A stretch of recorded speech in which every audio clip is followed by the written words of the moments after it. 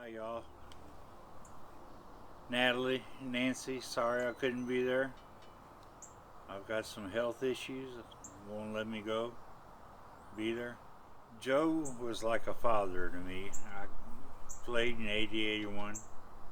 He was kind of accepted me to the group. In the old days, the team went out together. You have about 6, 7 guys. We would go out after a game, have dinner, have a few beers, talk baseball. And he accepted me right off the bat. He'd always come over and say, "Hey, Billy, we got a few guys going to eat tonight. You want to join us?" I said, "Oh, yeah." But he accepted me right off. Kind of made it easy feeling. Now he had a group of guys that would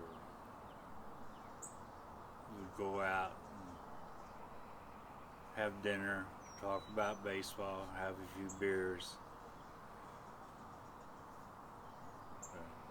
Joe always made me feel at home.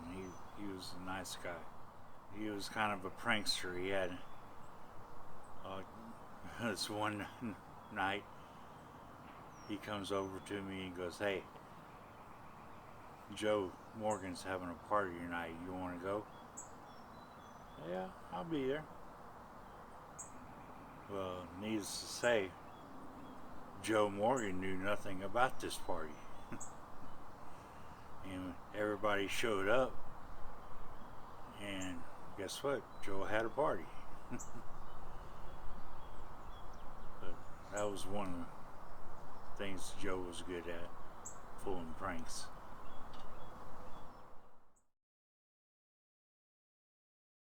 Good evening, everybody. This is Phil Garner.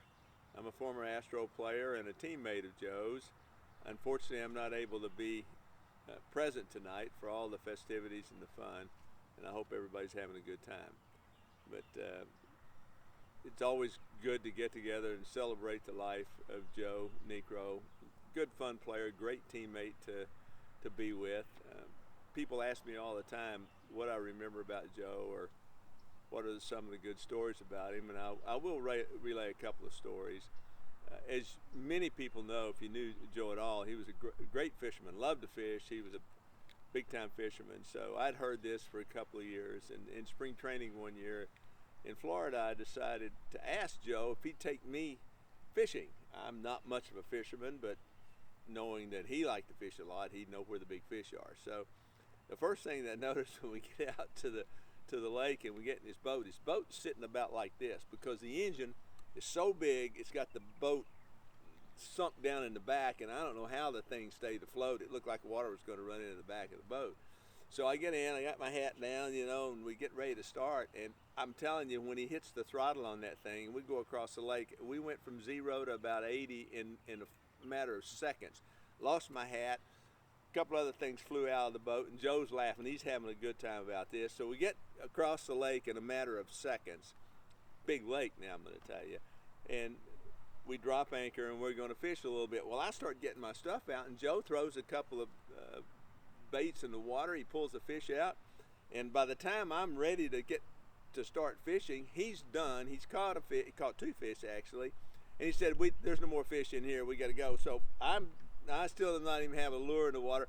And boom, here we go again, 100 miles an hour across the lake to the other side of the lake, drop anchor, and I'm holding on for dear life. He's got his bait in the water. He catches another couple of fish. I get my lure in the water one time this time, pulls up anchor, no more fish here. Boom, here we go across the lake. We did this about 4 times. I ended up getting my pole in the water maybe twice. He caught 5 or 6 fish. We spent most of the time boating, not fishing, or at least I did. And when I say boating, this was race boating, man. We were going crisscross across the lake, and Joe's laughing the whole time, having a grand time. So Joe was a great fisherman. I was having a hard time keeping up with him. I need to learn. Next time ever that happens, I'm going to get my pole ready and get it in the water quicker. We had a good time, though. It was a lot of fun. And with Joe, you always had a good time. One of the other things that I like to tell people, Joe was a great teammate. It was always fun to play behind. It was always going to be interesting, and part of that reason is that as an infielder, you generally get to know your pitching staff and you know how they're going to work certain hitters. Well, Joe, with his knuckleball that he threw at about 85 miles an hour, which was harder than any knuckleball I've ever seen, and it was awful hard to catch, and Alan Ashby, I'm sure, is going to attest to that, the hardest pitch in the world to catch. So you never know where the ball was going to go. As a matter of fact, there was one time when Joe was pitching in Detroit, he struck out the first 4 batters of the game, and he was down 1-0 with the bases loaded. The catcher couldn't catch the ball, and even though he struck him out, the ball was rolling back to the deal. As Bob Uecker used to say, the catcher was retrieving rather than catching. But that was how hard Joe's ball was to catch.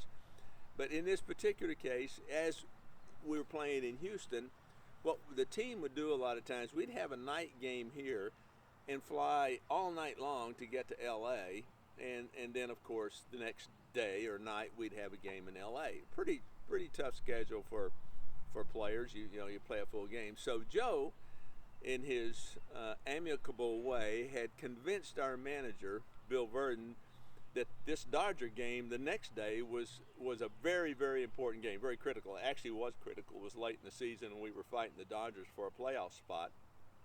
So he convinced Verdon that in order to get a good night's sleep and get well rested, that he needed to leave in the afternoon before everybody else. Just, he wouldn't show up at our game here in Houston, but he'd leave early in the afternoon, get into LA so he could get into bed and get a good night's rest so he could take on the Dodgers the next day. Well, we play a ball game here. I think it goes into extra innings. We finally get onto the plane at like 11 o'clock, about 1 o'clock at night. We fly most of the night to get to LA. We get into LA at 3 o'clock in the morning, 2 or 3, well, which is with the time change, it's like 1 o'clock in the morning. We walk into our hotel, and there's a bar in the hotel, right? You know, sort of in the lobby. And we walk in, all the players look over, and on the bar there's a guy laying there with his hands like this, his head, sound asleep. And we all walk over, and it's Joe Niekro. So we're asking the question, wait a minute, you're supposed to, excuse me, you're supposed to be out here early to get a good night's rest. Of course, he was laughing. I think he did it as somewhat of a joke for everybody.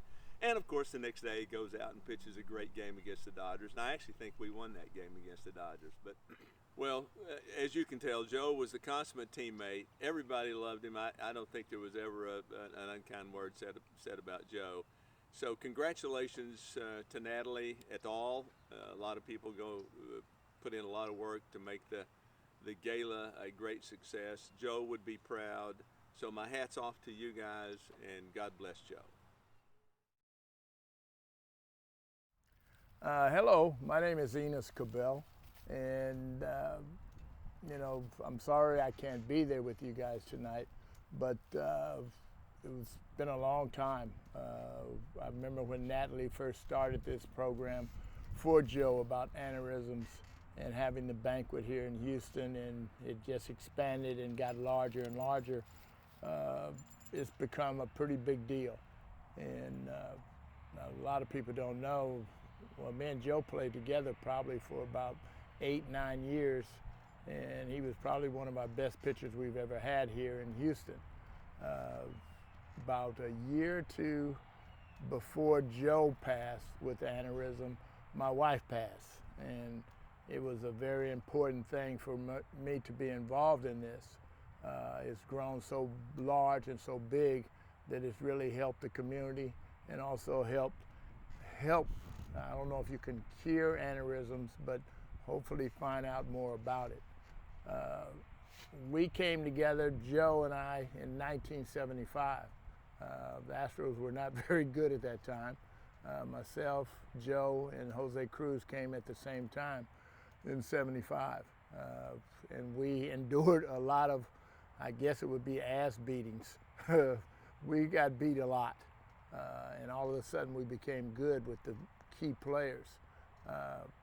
We were friends for a long time. Great pitcher, great person. I don't know if anybody ever had a bad thing to say about Joe Niekro. And Natalie's done a heck of a job. But, you know, they want to talk stories. A lot of stories you can't tell about Joe because he was that rambunctious. A lot of people don't know that he used to use about 10 pounds of hairspray just to keep his front up like Donald Trump. Every night we'd have to wait for him and Joe Sambito to finish painting their hair to get it to stay still. But Joe was a great person, a great leader for us. He helped change the aspect of pitching for the Houston Astros. And I mean, stories about Joe is unbearable, some of them, because he couldn't win. We'd lose games 1-0, 2-0, 2-1, and he could never win at the start until we got good. And then he started winning every year. He won 20 games, I think, twice, the most of any Houston Astro in one season. So great pitcher, great person, always took care of the young guys.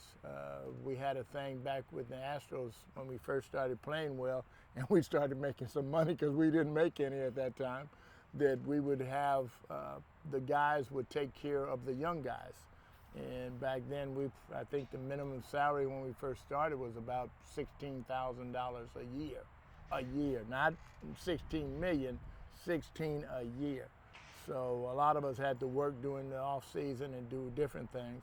Joe hustled golf with his brother Phil, and you know we just got along. But he was one of the first mentors of all the young pitchers that came to the nowadays with the Houston Astros. Good evening, and I'm very sorry that my wife, Dawn, and myself cannot be there in person. We've always enjoyed going to the Joe Niekro Fund. Joe is a special guy. Hopefully I can share some good stories with you here, but I hope it's eventful and it's a great money raiser for a great cause, an aneurysm. Actually, ironically, I lost a high school friend right out of high school. He actually had an aneurysm at about 21 years old. And reminded me before I was doing this taping here to say a prayer for Paul Zing Robbins in Norwich, Connecticut, who passed away for this. But so some great stories about Joe. So I joined the Astros in 1983, and it was a little bit unique where I was traded from the Cincinnati Reds to Houston at the very end of spring training. And so when I joined the Astros, I knew nobody on the team. I didn't spend the 6 weeks of spring training with Joe and all of our teammates. So everyone was a new face to me, and I was a new face to all of them. And I can tell you, Joe came up to me, one of the first players came up to me when I joined the team. The team had already played 9 games when I joined them, and met him at the Astrodome. And again, Joe came up to me, introduced himself, and it was very genuine. He welcomed me. He was an older veteran at that time. I was a rookie, 25 years old, and such. And so that always made an impression on me. And of course, soon thereafter, a lot of the other teammates came up and made you feel immediately as one of them. But I think Joe set the stage. He did a really, really good job, remember that. Joe, like many of us playing baseball, we had a lot of superstitions. Joe had a number of them. And don't know if the others kind of shared these, but I'll share some of the superstitions, the idiosyncrasies that Joe would have. And I had mine too, don't get me wrong, okay? But this is Joe's hour, not mine. And so one of the things that was really ironic, if you remember, in the Astrodome, we're the home team, so the national anthem was being played while we were running out on the field. Well, Joe was a starting pitcher. Joe never, ever, in the 3 years that I spent with Joe, ever was on the mound when he was getting ready to start during the national anthem. He had a superstition where he did not want to take his hat off on the baseball diamond, if you will. And he would take his hat off in the runway while the national anthem was playing, very supportive of the flag and the United States, but never was on the field during that. And he carried the same moniker when he came to bat. He wore his baseball cap and put his helmet over his baseball cap. And if he made the third out or was coming to the dugout, he'd always hold on to that cap and peel off his helmet. He did not want to take that hat off. That was a superstition that he had. He did not want to make that change. Speaking of that, Joe carried around his own hair dryer, blow dryer, on the road. And so ball game was over with. We're all showering. There's Joe, one of the last people to get ready. He had to blow dry his hair. Another unique thing about Joe is his superstition. He never wanted to cross the double line on first base. So in the Astrodome, our dugout was on the first base side. And so whenever there was the third out, it was easy for him to walk to the dugout and cross the single line, because the double line didn't happen until about halfway or 3/4 down the first baseline. But what's really funny is when he had the third out, when he'd have to cover first base to get the ball from the first baseman and tag the bag. He would walk all the way down towards the mound and then into the dugout because he did not want to cross that double line. But Joe was extremely genuine. My oldest at the time, Billy, was 2-3 years old, and I still remember during the games going on, there was some babysitters for the kids, and Lance and Natalie were up there with my son and the other kids and everything. So my times with Joe were extremely special, and I'll never forget, obviously, him reaching out to me first to welcome me to the team. And I was fortunate to be able to pitch with Joe 3 years, 83 and 84 and 85. And you can tell he had that strong bond with his brother Phil growing up in Ohio. He, whenever we played with the Braves, we were in the same National League West, so we played the Braves a lot. And you would every series with them in Atlanta or in Houston, you'd get a glimpse of both Joe and Phil talking, catching up on friendship and brotherhood, if you will. And so, again, I apologize for not being the person. My wife, Dawn, and I have been there several times, and we hope tonight is a super, super event. Have a great evening. Thank you. Hi, I'm Craig Reynolds, a former teammate and friend of Joe Niekro's, and I'm sorry I can't be there in person with you tonight as you celebrate and we celebrate Joe's induction into the Astros Hall of Fame. That is a much-deserved honor for Joe. Obviously, he accomplished so much on the field. He was a tremendous starting pitcher for the Astros for many years, and he accomplished so much.